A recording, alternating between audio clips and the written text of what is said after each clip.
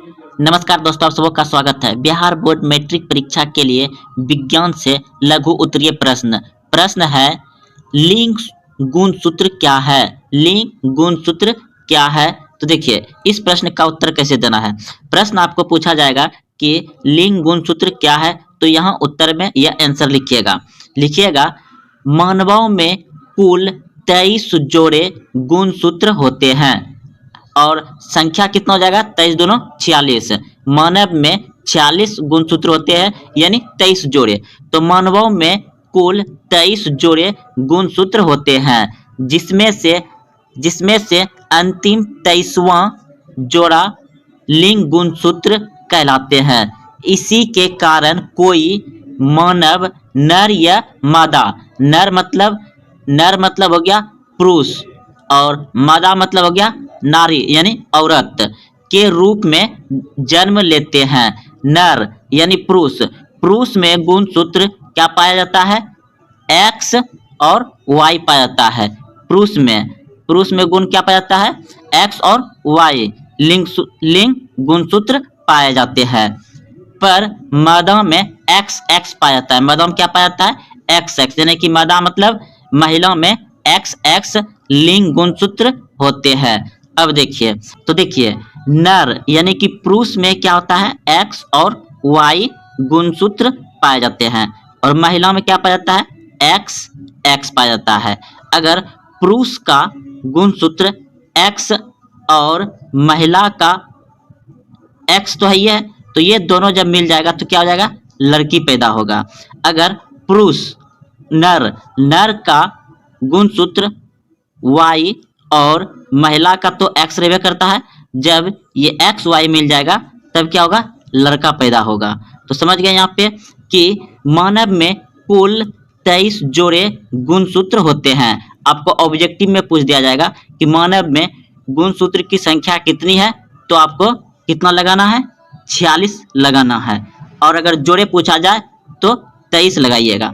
तो मानवों में कुल 23 जोड़े गुणसूत्र होते हैं, जिसमें से अंतिम 23वां जोड़ा लिंग गुणसूत्र कहलाता है। इसी के कारण कोई मानव नर या मादा, पुरुष या महिला के रूप में जन्म लेता है।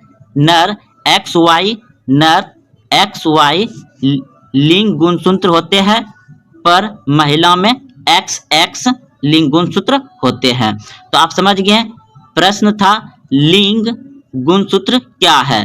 तो समझ गए लिंग गुणसूत्र क्या है। धमनी और सिरा में अंतर लिखिए। धमनी और सिरा में अंतर लिखिए।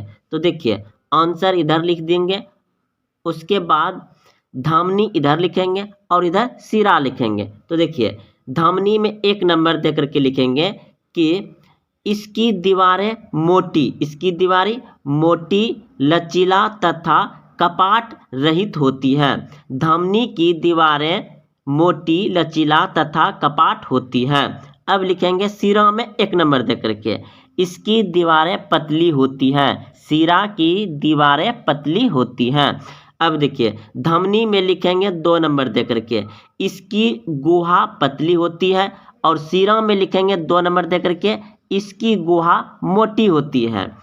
3 नंबर दे करके लिखेंगे धमनी में, इसके रुधिर अत्यंत दबाव एवं गति के साथ प्रवाहित होती है।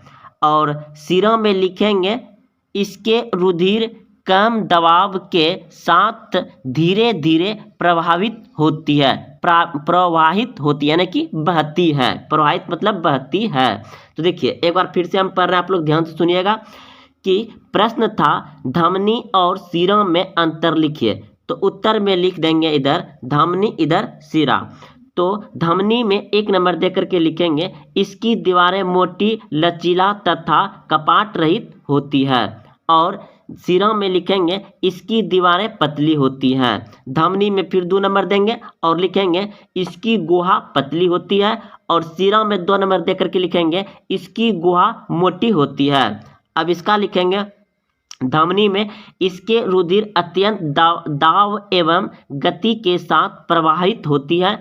और सीरम में लिखेंगे इसके रुधिर कम दबाव के साथ धीरे धीरे प्रवाहित होती है। रक्त का कार्य क्या होता है, अच्छे से समझिए। रक्त क्या करता है हमारे शरीर में? देखिए, 1 नंबर, रक्त या खून पचे हुए भोजन अंतःस्रावी ग्रंथियों से स्रावित हार्मोन का परिवहन शरीर के विभिन्न भागों में करता है। शरीर के विभिन्न भागों में करता है, समझिए। यानी रक्त यानी खून जो हमारे शरीर में, जो हम लोग भोजन खाते हैं, भोजन खाने के बाद उसमें जो भी विटामिन एनर्जी प्राप्त होता है और अंतःस्रावी ग्रंथि, हम लोग के शरीर में अंदर से बहुत सारे हार्मोन ग्रंथि स्रावित करता है, यानी कि स्रवता है। तो हार्मोन का परिवहन मतलब कि एक जगह से दूसरे जगह ले जाना। तो परिवहन शरीर के विभिन्न सभी विभिन्न अंगों में क्या करता है? भागों में करता है, यानी कि परिवहन शरीर के विभिन्न भागों में करता है। तो रक्त का काम है कि सारा विटामिन को विभिन्न अंग तक पहुंचाना, यानी कि सभी अंग तक पहुंचाए जाते हैं। अगला प्रश्न देखिए, अब 2 नंबर में क्या लिखिएगा? शरीर के तापमान को बनाए रखने में मदद करता है। तो पहला नंबर रक्त के कार्य में पहला नंबर में क्या लिखे? रक्त या खून पचे हुए भोजन अंतःस्रावी ग्रंथि से हार्मोन स्रावित का परिवहन शरीर के विभिन्न भागों में करता है, विभिन्न अंगों में करता है या भागों में करता है, बात एक ही है। और दूसरा नंबर लिखिएगा, शरीर के तापमान को बनाए रखने में मदद करता है। तो खून हमारे शरीर में क्या करता है? हमारा शरीर का तापमान क्या करता है? एक समान बनाए रखता है। और तीसरा नंबर देखिए, यह ऑक्सीजन को शरीर के विभिन्न कोशिकाओं तक पहुंचाना एवं CO2 को निकालने में मदद करता है। तो तीसरा नंबर में क्या लिखिएगा कि रक्त जो है ऑक्सीजन को शरीर के विभिन्न कोशिकाओं तक पहुंचाना एवं CO2 को निकालने में मदद करता है। तो रक्त का देखिए कितना कार्य हो रहा है। अब देखिए चौथा नंबर क्या है? चौथा नंबर में है कि यह शरीर में विभिन्न क्रियाओं में बने उत्सर्ज पदार्थ को निकालने में मदद करता है। यानी कि हमारे शरीर में जो खाना खाएं उसका जो विटामिन, जो रस स्रावित अंतःग्रंथि से हुआ, उसे शरीर के विभिन्न अंग तक पहुंचाया रक्त। उसके बाद हम लोग जो सांस लेते हैं, सांस को बहुत सारे कोशिका के अंदर ये, यानी कि समझिए एक ब्लड का जो खून होता है वह पूरे शरीर में एक चक्कर लगाने में 23 सेकंड लगाता है और उसी दौरान वह सब कुछ हमारे शरीर के अंदर पहुंचाता है, जैसे कि विटामिन हो गया, ऑक्सीजन यानी हवा हो गया, और मतलब जो हम लोग सांस निकालते हैं फिर जो छोड़ते हैं उसे भी वह मतलब CO2 को निकालने में भी मदद करता है। और यह क्या करता है? हमारे शरीर में अपशिष्ट पदार्थ जो उत्सर्जित होता है, जैसे पेशाब या बाथरूम जाना, ये सभी क्रियाओं को भी रक्त यानी कि खून का ही काम होता है। अगला देखिए 5वां नंबर, प्लेटलेटिक्स, रक्त को बहने से बचाता है, ठीक है। तीसरा देखिए सबसे लास्ट 5वां नंबर को पढ़िए, कह रहा है रक्त जो है, रक्त में मौजूद WBC, यानी कि WBC क्या होता है? श्वेत रक्त कण होता है। और RBC क्या होता है? लाल रक्त कण। RBC क्या होता है? लाल रक्त कण होता है। WBC क्या होता है? श्वेत रक्त कण होता है।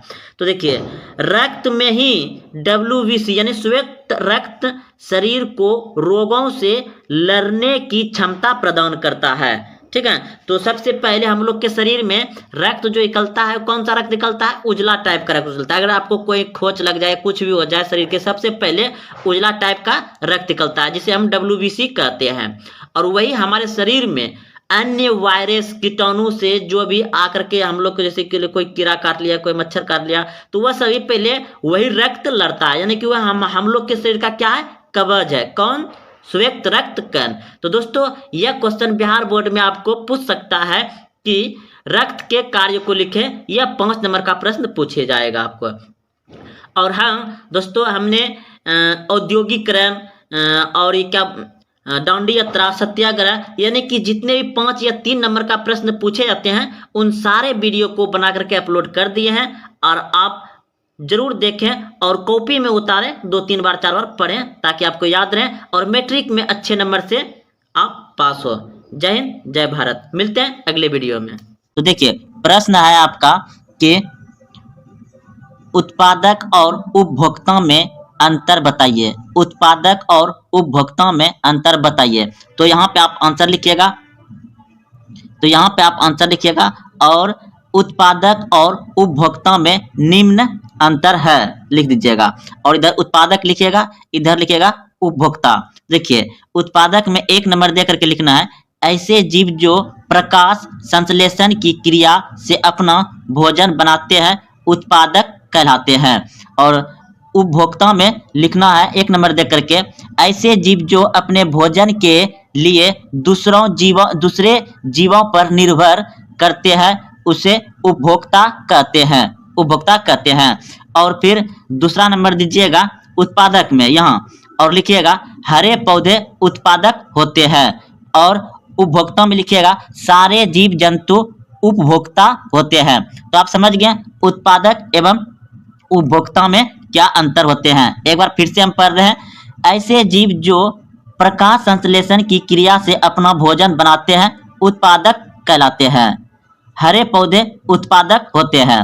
अब उपभोक्ता में आइए, इसमें 1 नंबर में लिखिएगा ऐसे जीव जो अपने भोजन के लिए दूसरे जीवों पर निर्भर करते हैं उपभोक्ता कहलाता है। सारे जीव जंतु उपभोक्ता होते हैं। उत्तल लेंस एवं अवतल लेंस में अंतर क्या है लिखें। तो देखिए उत्तर में लिखिएगा कि उत्तल लेंस एवं अवतल लेंस में निम्नलिखित अंतर है। क्या अंतर है? तो इस तरफ लिख दीजिएगा, एक तरफ लिख दीजिएगा उत्तल लेंस और दूसरा तरफ लिख दीजिएगा अवतल लेंस। तो उत्तल लेंस में 1 नंबर दे करके लिखना है इसकी क्षमता धनात्मक होती है। उत्तल लेंस की क्षमता क्या होती है? धनात्मक होती है। और अवतल लेंस इधर 1 नंबर दे दीजिएगा और लिखिएगा इसकी क्षमता ऋणात्मक होती है। और फिर उत्तल लेंस में लिखिएगा इसके द्वारा वास्तविक और आभासी दोनों प्रतिबिंब बनता है। और फिर लिखिएगा इसमें अवतल लेंस में इसके द्वारा केवल आभासी प्रतिबिंब बनता है। आगे देखिए, और देखिए इधर 3 नंबर में लिखिएगा इसके द्वारा सीधा तथा बड़ा प्रतिबिंब बनता है। और इसमें अवतल लेंस में लिखिएगा इसके द्वारा सीधा तथा छोटा प्रतिबिंब बनता है। तो आप समझ गए कि उत्तल लेंस और अवतल लेंस में अंतर क्या है। यह प्रश्न आपको 2 नंबर से पूछे जाएंगे। एक बार फिर से हम पढ़ रहे हैं। देखिए लिखना है उत्तर में उत्तल लेंस एवं अवतल लेंस में निम्नलिखित अंतर है। इधर लिखना है उत्तल लेंस और इधर लिखना है अवतल लेंस। अब देखिए इधर 1 नंबर दे करके लिखना है इसकी क्षमता धनात्मक होती है। फिर अवतल लेंस में 1 नंबर देना है और लिखना है इसकी क्षमता ऋणात्मक होती है, यानी उल्टा हो रहा है। इसमें लिखिएगा 2 नंबर दे करके उत्तल लेंस में इसके द्वारा वास्तविक और आभासी दोनों प्रतिबिंब बनता है। इसमें लिखिएगा इसके द्वारा केवल आभासी प्रतिबिंब बनता है, 2 नंबर दे करके। अब फिर 3 नंबर दे करके लिखिएगा उत्तल लेंस में इसके द्वारा सीधा तथा बड़ा प्रतिबिंब बनता है। और अवतल लेंस में लिखिएगा 3 नंबर दे करके इसके द्वारा सीधा तथा छोटा प्रतिबिंब बनता है। तो इस तरह का प्रश्न कई बार पूछे गए और पूछे जाएंगे दोस्तों। तो इस प्रश्न को आप जरूर याद कर लें, क्योंकि बिहार बोर्ड मैट्रिक परीक्षा में साइंस में ये अधिकतर बार प्रश्न पूछे गए हैं। धातु एवं अधातु में अंतर। दोस्तों बिहार बोर्ड मैट्रिक परीक्षा में आपको 3 या 5 नंबर से पूछ सकते हैं कि धातु एवं अधातु में अंतर क्या है। यह आपको प्रश्न में पूछेगा धातु और अधातु में 5 अंतर लिखिए, जिसमें 3 भौतिकी और 2 रासायनिक गुण को लिखें। इस तरह से आपको प्रश्न पूछा जाएगा। तो धातु एवं अधातु में अंतर अच्छे से समझिए। देखिए लिखना किस प्रकार है, धातु एवं अधातु का अंतर, ठीक है। इधर आपको धातु लिखना है, इधर अधातु लिखना है। तो आप अच्छे से समझिए। भौतिकी, देखिए भौतिकी में 3 देना है। और देखिए धातु जो है कि विद्युत और ताप का सुचालक होते हैं। पहला नंबर क्या लिखिएगा, धातु विद्युत और ताप के सुचालक होते हैं। और फिर उसी में वो धातु जो होता है दोस्तों उसका उल्टा, तो उल्टा क्या लिखिएगा, विद्युत और ताप के कुचालक होते हैं। विद्युत और ताप के कुचालक होते हैं कौन, वो धातु। और धातु क्या होते हैं, विद्युत और ताप के सुचालक होते हैं। अब दूसरा नंबर देखिए, धातु तन्य और आघातवर्धीय होता है। धातु को जब आप पीटिएगा तो वह लंबा हो जाएगा, धीरे धीरे बढ़ता है, वो क्या होगा, तन्य होगा। लेकिन वो धातु को जब आप पीटिएगा हथौड़ा से वह टूट जाएगा, वह लंबा या बिखरेगा नहीं, टूट जाएगा। तो धातु क्या होता है, धातु तन्य होता है और वो धातु भांगर होता है, ठीक है, यानी कि वह भांग जाएगा। अब तीसरा देखिए, इसमें धात्विक चमक होती है, यानी कि धातु में क्या होता है, धात्विक चमक होती है, ठीक है। और वो धातु में क्या होता है, इनमें चमक नहीं होती है, वो धातु में चमक नहीं होती है। आगे देखिए, अब रासायनिक में है क्या, देखिए धातु जो है कि धातु में इलेक्ट्रॉन खोने की है प्रवृत्ति। धातु में क्या है, इलेक्ट्रॉन खोने की प्रवृत्ति है। और वो धातु में क्या है, इनमें इलेक्ट्रॉन पाने की प्रवृत्ति है, यानी कि वो धातु इलेक्ट्रॉन पाता है और धातु क्या करता है, इलेक्ट्रॉन खोता है। अब 2 नंबर देखिए, धातु के ऑक्साइड भस्मीय होते हैं। धातु के ऑक्साइड क्या होते हैं, भस्मीय होते हैं, ठीक है। और वो धातु क्या होता है, वो धातु के ऑक्साइड अम्लीय होते हैं। जस्ट उल्टा हो रहा है। अब देखिए आगे इसी में देखिए, यह जल में घुलकर क्षार बनाते हैं, ये जल में घुलकर अम्ल बनाते हैं। यानी कि धातु जल में घुलकर क्या बनाते हैं, क्षारीय बनाते हैं, और वो धातु क्या करते हैं, जल में घुलकर अम्ल बनाते हैं। धातु क्षारीय बनाते हैं और वो धातु अम्ल बनाते हैं। अब देखिए, जैसे आप ले सकते हैं उदाहरण Na2O + H2O, तो क्या बना रहा है, 2NaOH बना रहा है, यानी कि क्या बना रहा है, तो ये क्या बना रहा है, धातु ऑक्साइड क्षार बना रहा है। अब देखिए CO2 + H2O क्या बना रहा है, मिलके दोनों H2CO3, यानी वो धातु ऑक्साइड अम्ल बना रहा है। तो एक बार दोस्तों आप लीजिए, आप बढ़िया से अच्छे से कॉपी में उतार लीजिए और 2-3 बार पढ़ें ताकि आपको याद हो जाए।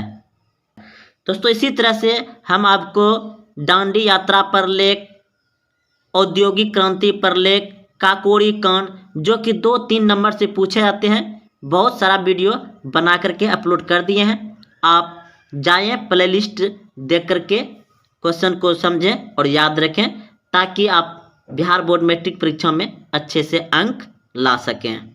जनरेटर तथा ट्रांसफार्मर में अंतर क्या है, जनरेटर तथा ट्रांसफार्मर में अंतर क्या है। तो इस प्रश्न का उत्तर आप लिखिएगा यहाँ से, जनरेटर तथा ट्रांसफार्मर में अंतर इस प्रकार है, इस तरह से लिखिएगा।